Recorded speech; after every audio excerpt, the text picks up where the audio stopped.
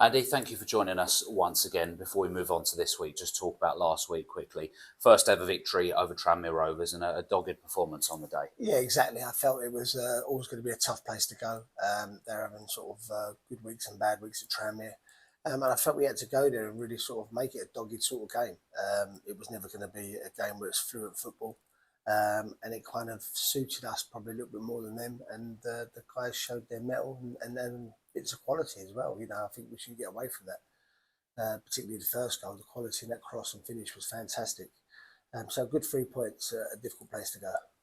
And talking of movements here, last week we saw Sol Cader join Horsham on loan. He had a short time at Cray, banged in a few goals, and now an opportunity for him at National League South level. Absolutely, we're hoping Sol can go up another level and maybe put some goals in at the next level, and then come back here, and sort of be a better player for us and a more experienced player for us, and hopefully he can go to Horsham and replicate what he did at Cray.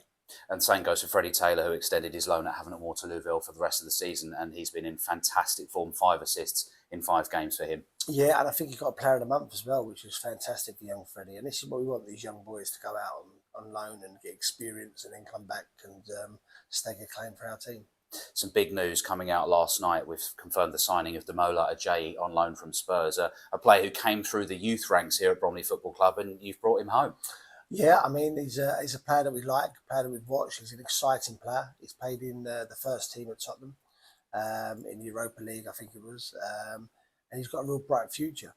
So he's added a little bit of something different up at the top of the pitch. And we're delighted that Tottenham have helped us come to us on loan. And we haven't talked about it yet, but there was some outward movement early on in the transfer window. Jemiah Amolu going back to Crystal Palace and Bez Topolodge departing the club. Yeah, I mean, Jemiah obviously come here. We sort of changed formation a little bit when he come. Couldn't really get in the team. Trained really well every day, wasn't a problem. And, I just felt it was better for him and his development that he went back to Palace and hopefully gets a club and get some games under his belt, which I wish him all the best for.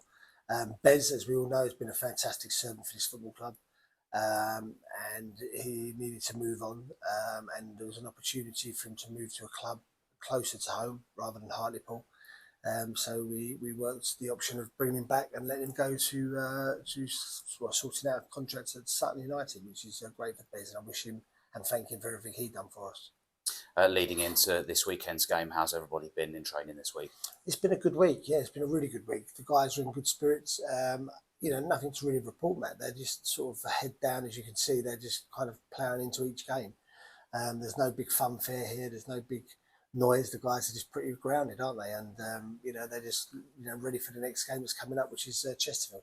And there was a game in midweek away to Dorking Wanderers. That was a friendly and some minutes in the tank, most notably Carl Jenkinson getting his first 90 minutes in 6 or 7 months and scoring a brilliant goal as well. Yeah. Look, it's great. I think we're all delighted to see Carl back on the pitch. And it was about getting 90 minutes for him and a couple of others, keeping them at a level of fitness. Albeit it's not always easy in those games.